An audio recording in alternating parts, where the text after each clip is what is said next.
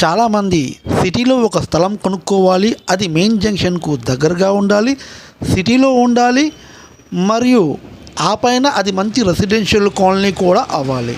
ఇది అన్నిసార్లు అవుతుందా? అవ్వదు, కానీ ఒక్కొక్కసారి అవుతుంది. ఈసారి కూడా అవుతుంది, కానీ తొందరగా మీరు స్పందిస్తే.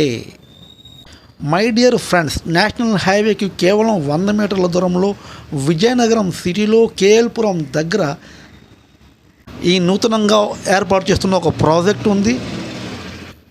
నిజానికి ఇది ఒక గేటెడ్ కమ్యూనిటీ ప్రాజెక్ట్.